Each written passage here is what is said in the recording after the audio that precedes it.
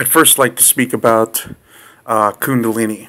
Um, in the books about Fourth Way, Gurdjieff and Ouspensky regularly talk about how Kundalini is more imagination than anything else, really.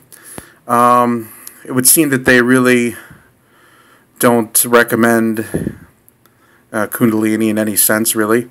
That in fact self-remembering is superior to that of Kundalini, the way of Kundalini.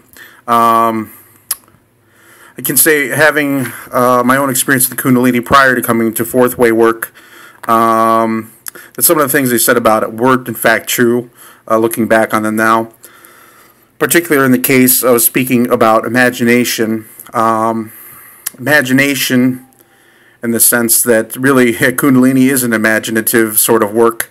We're imagining the flow of energy going through our body because really there's no way we could possibly even see it. Perhaps some may have the ability to see such forms of energy, but I'd say the vast majority of us don't.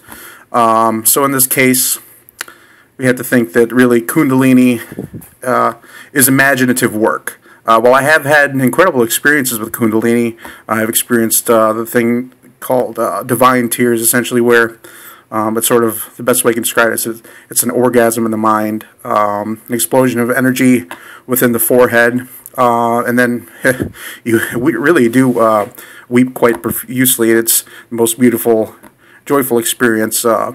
For about a period of a week afterwards, I experienced a great deal of bliss. I guess that's the best way I could describe it. It does go away, though. And the world around you does change briefly. It depends, I guess for each person it's a really subjective experience, and they may see the world through much different eyes. It may be a brief window into an awakening.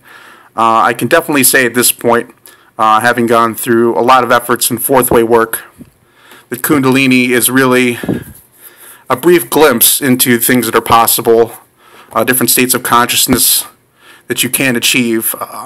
But there are better and more effective ways of discovering these forms of consciousness through other means. Kundalini is just more or less thought of as like a one-time experience, at least in the way that I perceive it, and from other people that have explained similar situations.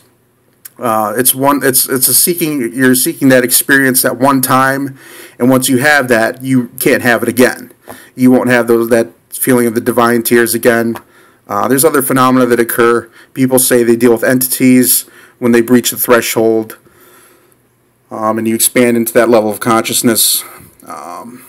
Essentially, you're crossing the bridge between the levels of, you're going beyond the throat chakra into the pineal gland, the third eye, essentially, more or less. People refer to them similarly, and then the crown chakra eventually. So you can say that when you cross that threshold, quite some interesting things begin to happen. You may experience madness, in fact, if you don't know what you're doing.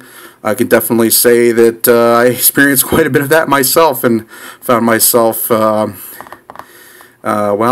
quite honestly, I found myself in a mental ward for about a period of a week. So, yeah, I did go quite crazy from that briefly, but I did come out on top, and it's an experience that I do appreciate having. I wish I would have had proper guidance going through Kundalini, but I didn't.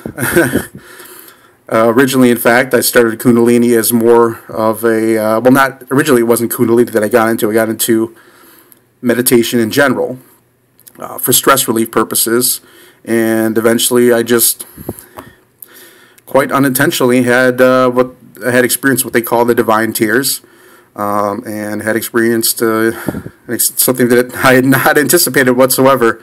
In fact, I really had no sense of religion whatsoever at that point.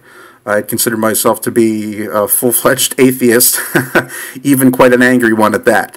So I will definitely say that it was a life-changing experience, and from that I moved forward into the Fourth Way work.